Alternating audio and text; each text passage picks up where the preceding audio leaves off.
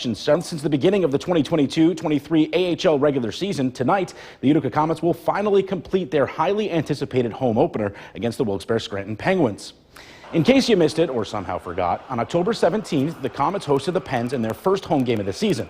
With 2:43 remaining in the second period and the Comets holding a 2-1 lead, the lights at the Adirondack Bank Center went out and the game had to be suspended after the backup generator failed to turn the power back on. Since then, Utica has gone on to compile a 20-12-5-1 record and sit in second place in the North Division, while Wilkes-Barre Scranton has put together a 19-13-2-3 record and are fourth in the Atlantic Division. At the top of the hour, the teams will go for take two on this game and hit the ice at the Aud to play out the remaining period plus. And in preparation for this one, the Comets spoke about the unique challenge of starting a game already in progress. Really unique situation. So hard to kind of game plan for that, but you know, we've had 11 o'clock games this year, which is unusual at the pro level. We've had games that's coming up like this. So you know what, the easy part for me is we've got a great, as I've always said, our veteran core is really solid. They'll certainly make sure that our players are prepared to play a shortened game. Safe to say that that's going to be my first one in my career. Obviously something we've never done before. So it's going to be pretty interesting to see how that goes, and I think we start off on the PK in that one as well. We were laughing about that earlier, but you know, you got to just face it like a normal game because, so for us, I believe we play Tuesday night, that 22-minute period, and then we follow up right back with a Wednesday game. So there's no time to really slack off. For us, it's kind of a good a good way to get our legs going and to build that momentum into the Wednesday's game. So again, Comets-Penguins resume their October 17th tilt with 2:43 remaining in the second period, and the Comets holding a 2-1 lead at the top of the hour. Utica will begin this unique night. Man down, killing off a Mason Gertzen penalty. Highlights from the hopefully completed home opener this time tonight at 11. Be right back. Home opener was anything but normal hockey game, right? Remember this? Power's out. Everyone had their flashlights on their phones. They suspended the game. Fans had to light up their phones to help each other get out of the building because of the backup generator not working. Well, tonight, they finished that game up against the Wilkes-Barre Scranton Penguins. And yes, the fans brought their lights just in case. Not a big fan turnout for this one, but they did finish the game, and they got a winner. So who won, you say? Well, the Comets, of course, 5-1. Spencer will have full highlights for you coming up on News Channel 2 at 11 on WKTV.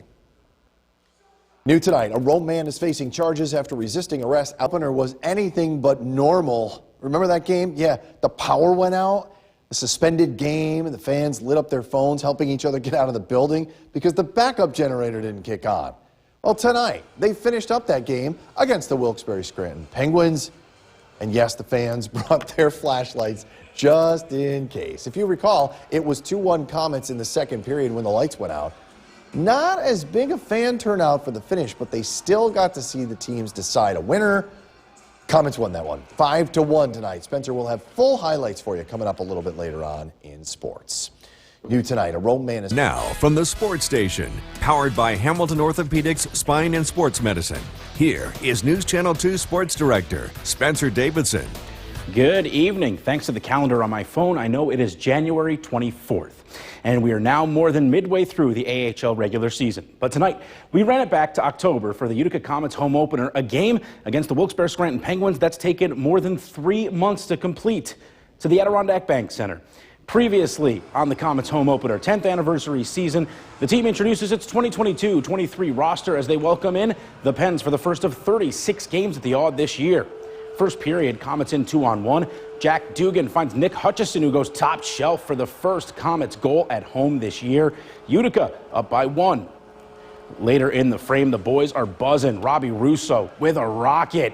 An absolute heat seeker upstairs, labeled for the twine. Comets on top by 2. The Pens would get one back in the second, and with 2:43 remaining in the middle frame, lights out. A power failure forces a delay and the backup generator failing to go on, so coaches, players, and fans would all be sent home early. So that takes us to tonight's epic conclusion. The lights are back on, and the Comets have a 2-1 lead late in the second, and just before the end of the frame, Robbie Russo puts in a one-timer off a feed from Graham Clark. It's the defenseman's second of the game, and with 9/10 of a second left, Comets are up 3-1. After a brief break, we'd start the third, late in the stanza, still 3-1, and the Pens have their net empty. That's when Nolan Stevens tucks it into the empty net to all but seal it. Utica leads 4-1. But wait, there's more. Just seconds later, Jack Dugan gives the fans one more surprise on this unique night as he jams it home on the doorstep. It took 3 months and 7 days, but finally, the Comets complete their home opener, coming away with a 5-1 win. So while that was going on, right next door at the Nexus Center, two nationally ranked local rivals clash in a big women's ice hockey tilt as number 7 Hamilton College visited number 13 Utica University for their annual matchup. The Pioneers come into this one on a 13-game winning streak and haven't lost in their past 15, while the Continentals have won 10 of their last 11. Hamilton has also won the last 2 meetings between the two, including a 3-2 victory last season. In the first, Hamilton swarming Maddie Hong behind the net, goes for the wraparound, but check out Angela Hawthorne sprawling out for the leg save. Get Utica police on the phone. That is robbery. We're still scoreless. Shortly after, off a faceoff, Lydia Bullock on goal. There's a kick save from Hawthorne. She was spectacular. 18 saves alone in the first. We're still scoreless in the second. Now Utica with a chance. Carly Stefanini all alone.